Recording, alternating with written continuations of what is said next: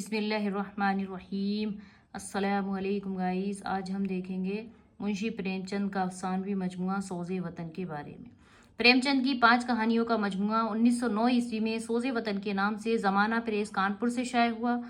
इसके उन्वान ये हैं: नंबर 1 दुनिया का सबसे अनमोल रतन, नंबर 2 शेख मखमून, नंबर 3 यही मेरा वतन है, नंबर 4 सिलाई मातम, नंबर 5 इश्क दुनिया और हुब्बे वतन। मुसन्निफ ने उनके शुरू में चंद सत्रों का दिबाचा लिखा है जिससे उनके नुक्ते नज़र की वजाहत होती है। इबारत का ये टुकड़ा: हर एक कौम का इल्म अदब अपने ज़माने की सच्ची तस्वीर होता है।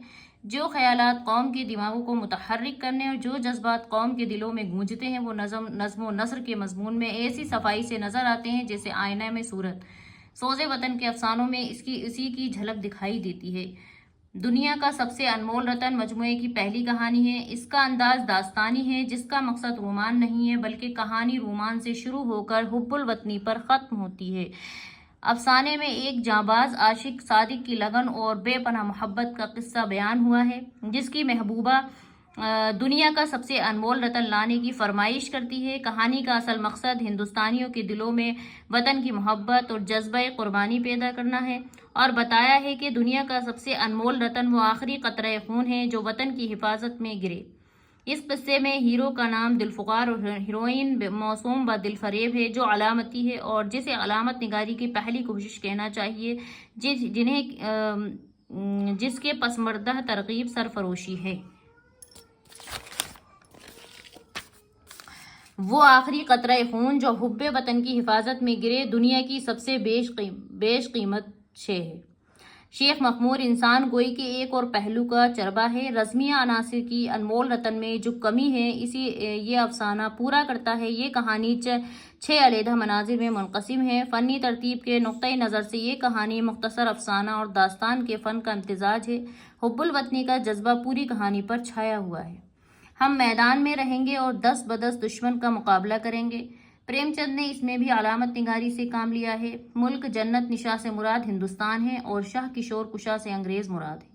सरदार नमक ख्वार जाबाज आज़ादी के मतवालों की नुमाइंदगी करता है जो हिंदुस्तान को गुलामी से आज़ाद कराएंगे। यही मेरा वतन है एक छोटा सा अफसाना है। यह अफसाना ऐसे शख्स के कौमी तासुरात और जज्बा वतन की तस्वीर है जो 60 बरस अमरीका में रहकर वतन के दीदार की तमन्ना लेकर अपने देश वापस आता है और यहाँ की ज़िंदगी का मजहबी अंदाज देखकर उसकी आंखों में आंसू भर आता है और वो कह उठता है ये मेरा प्यारा देश नहीं, ये मेरा प्यारा भारत नहीं। सिलाई मातम पिछली तीनों कहानियों से मुख्तलिफ है। इसमें रूमानी और जज्बाती वाक़यात की तशरीह है। फ़न के लिहाज से इसमें कोई ख़ास बात नहीं। अखलाक दर्स उसकी कहानी का मकसद है। इसमें प्रेमचंद ने बचपन की शादी का मसला तहरीर किया है जो हिंदुस्तानी समाज की एक खराबी है।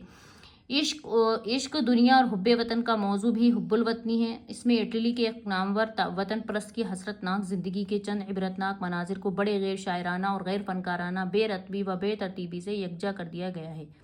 इस तरह सिलाई मातम को छोड़कर बाकी कहानियों में हमें एक सच्चे दर्दमंद और पुरअखलाक आशिक वतन की रूह बजलती और तड़पती नजर आती जो वतन की हर चीज़ को और वतन की आज़ादी को भी वालिहाना जज्बातियत के साथ एक रूमानी अंदाज से देखता है। सोज़े वतन उस वक्त शाये हुआ था जब मुल्क में हर तरफ बेदारी की लहर दौड़ रही थी और आज़ादी का मुतालबा जोर पकड़ रहा था।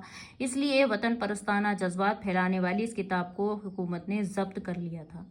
वीडियो पसंद आए तो लाइक करें, शेयर करें, चैनल को सब्सक्राइब करें, बेल आइकन की घंटी को प्रेस करें ताकि हर नई आने वाली वीडियो की नोटिफिकेशन आप तक पहुँच सके।